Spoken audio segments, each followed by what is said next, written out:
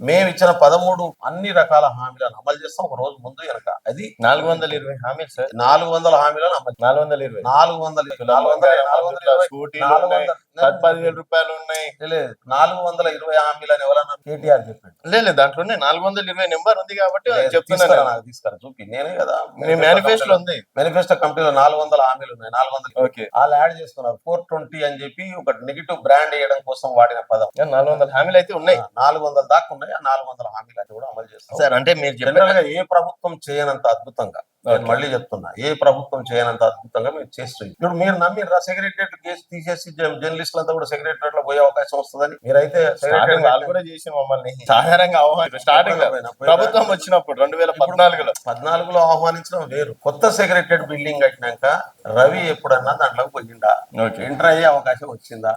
ఇలాంటి సీనియర్ జర్నలిస్టులను కూడా ఎంటర్ కానియకుండా ఆపింది వాళ్ళైతే. మమ్మల్ని ప్రశ్నించండి బాబు, మేము తప్పు చేస్తే సరి చేయండి బాబు, ప్రజల ప్రయోజనం కోణం నుంచి పనిచేయండి బాబు అని మేము ముట్టుకుంటున్నాం.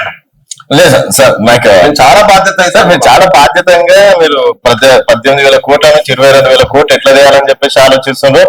దానికి అప్రిషియేట్ చేస్తున్నాము.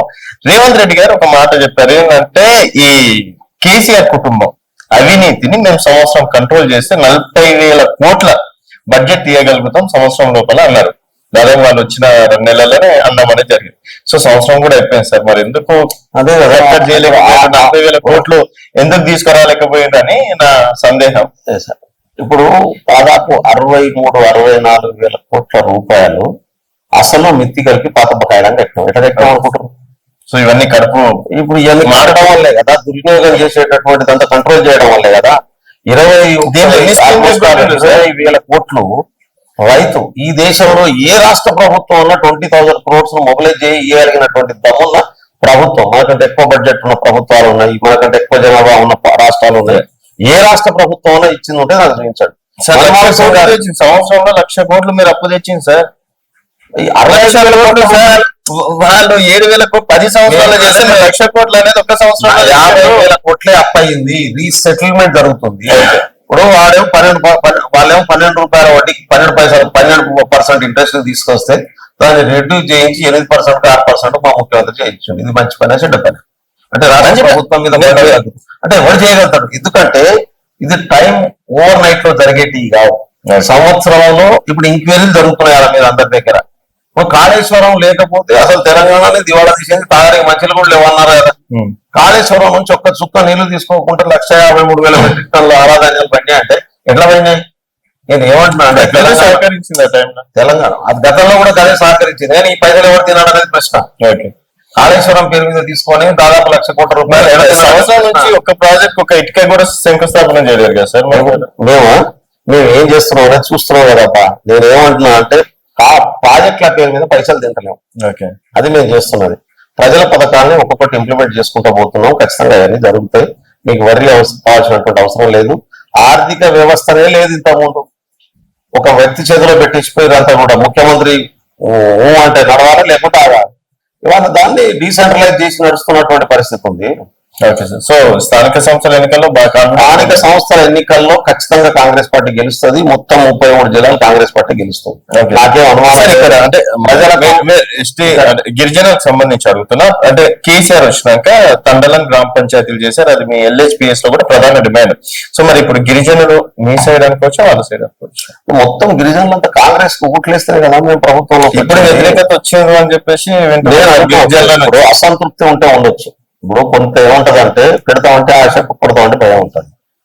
ప్రభుత్వం వచ్చింది, మాకు ఇంకా అనుకున్న స్థాయిలో మాకు రాలేదు, ఎప్పుడు ఇస్తుంది అని ఎదురు చూసుకుంటుంటారు.